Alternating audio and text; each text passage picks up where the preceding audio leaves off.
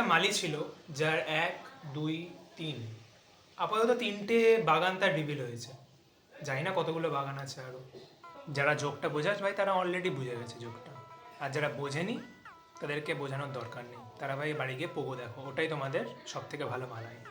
So এই guys, welcome back to my channel. Bengali কমিউনিটিতে controversy হবে না, ইটস লাইক বিরিয়ানি উইদাউট আলু, বাট ইটস ইম্পসিবল।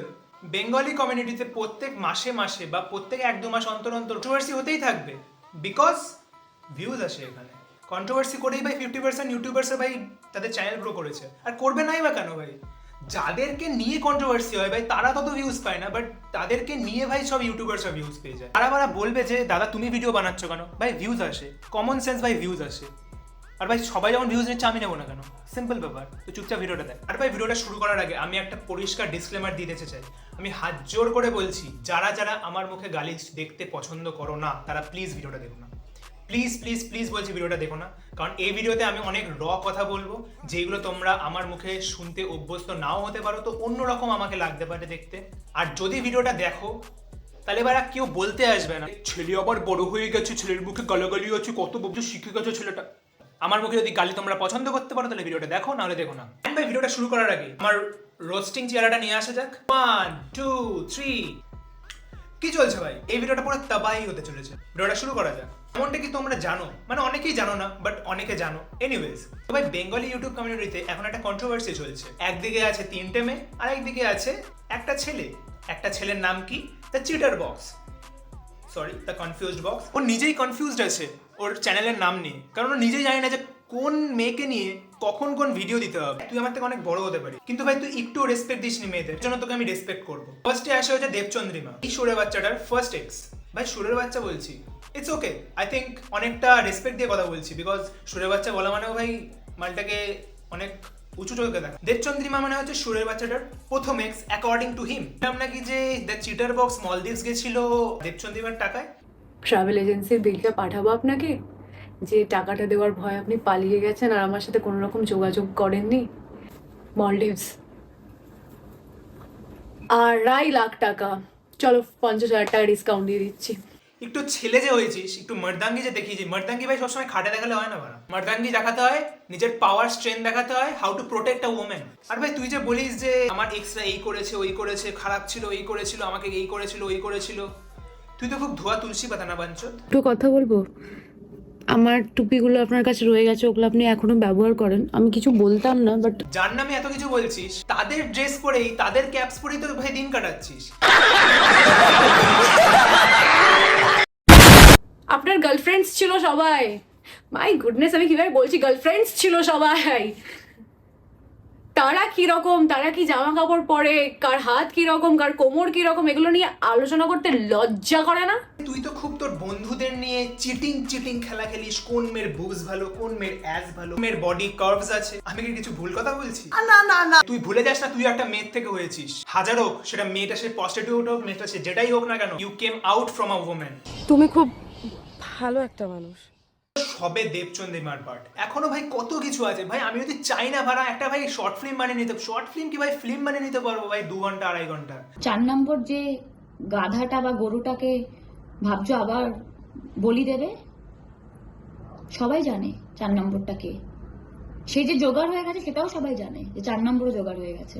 ভাই বাড়ায় কি এত চুলকানি ভাই? সত্যি কথা বলছি ভাই, জানা ভাই, জানা ভাই, অনেক ওখানে পেয়ে যাবি ভাই। তোর মতোই ক্যাটাগরি ভাই, আজকে এটাকে ধরছে, কালকে ওটাকে ধরছে, পরশু ওটাকে ধরছে।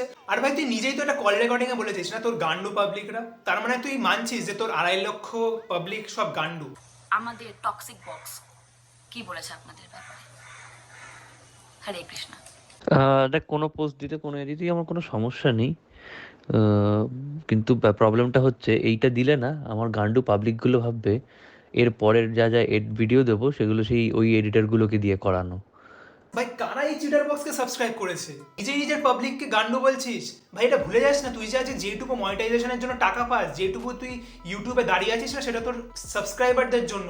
So you should respect your subscribers whatever it is.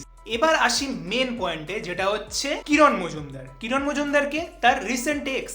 Darjeeling এ ট্রিপে গেছিলাম, যেখানটা যে সময় আমার ইউটিআই এর খুব অসুবিধা হচ্ছিল। আর ইউটিআই এর অসুবিধা মানে তোমরা জানো, আমাদের মেয়েদের খালি we have to go to toilet, মানে খালি বাথরুমে যেতে হয় কারণ টয়লেট পায়। আমাকে এটাও শুনতে হয়েছে যে কি সারাটা রাস্তা মুতিয়েই গেছি, ট্রিপার কোথায় এনজয় করতে পেরেছি। একটা জিনিস কথা খুব বলতে ইচ্ছা করছে, তোর যদি পিরিয়ডস হতো না বুঝতে পারতিস। মেয়েদেরকে না 12 বছর থেকে 45 to 50 ইয়ার্স অব্দি প্রত্যেক মাসে ব্লাড লস করতে হয়। আমি জানি তোর এই শিক্ষাটা নেই, তার জন্য ছোট ভাই হয়ে ওর মতো চুদির ভাইকে একটা শিক্ষা দিচ্ছি, শোন। জীবনেও না একটা মেয়েকে ডিসরেসপেক্ট করবি না। তোর যদি এক্সের, আমি এখন এক্স বলেই বলছি তো, আর তোর যদি এক্সের ইউটিআই প্রবলেম হয় তাহলে তুই কোথাকার কোন বাঞ্চোত যে তুই ওকে বলবি যে তোর জন্য আমার ঘোড়া নষ্ট হলো, তোর জন্য আমার এই নষ্ট হলো, তোর জন্য আমার এই নষ্ট হলো। You have no rights to blame a girl. তুমি খুব ভালো একটা মানুষ। এবার আসি গান্ডু বক্সের কিছু কিছু কথায়। মানে অডিয়েন্সরা ওটাই বলবে যেটা তোমাদের দেখানো হয়েছে। Exactly exactly exactly. সম্পর্কে যতদিন ছিল ততদিন ভালো, তারপরে সে খারাপ। এক্স্যাক্টলি এক্স্যাক্টলি মারাচ্ছিস কেন? ওই করেছে সেই করেছে। চোখের জল বেরোনোর অনেক প্রচেষ্টা চলছে কিন্তু বেরোচ্ছে না।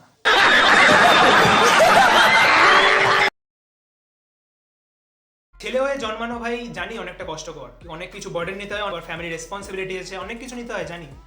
বাট একটা মেয়ে হয়ে জন্মানো কিন্তু অতটা সহজ না। একটা মেয়েদের অনেক কিছু কষ্ট সহ্য করতে হয়। ছেলেদের 10 মিনিটের খাটনির পর যে 9 মাসের প্রেগনেন্সি পিরিয়ড একটা মেয়েকে কিন্তু কাটাতে হয়। সেই সময় অনেক কিছু কষ্ট আসে, অনেক কিছু প্রবলেমস ফেস করতে হয় একটা মেয়েদের।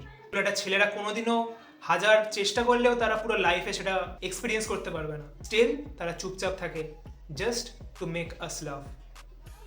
তো ভাই একটা মেয়ে যদি এত কিছু গো থ্রু করতে পারে, কেন একটা ছেলে হয়ে একটা পুরুষ হয়ে ওদের পাশে দাঁড়াতে পারি না? ওরা তো আমাদের থেকে কিচ্ছু চায় না, শুধু চায় একটু রেসপেক্ট, একটু সাপোর্ট আর একটু লাভ, ব্যাস এইটুকুই চায়। তো এইটুকু চাই যখন, তার কেন আমরা দিতে পারি না?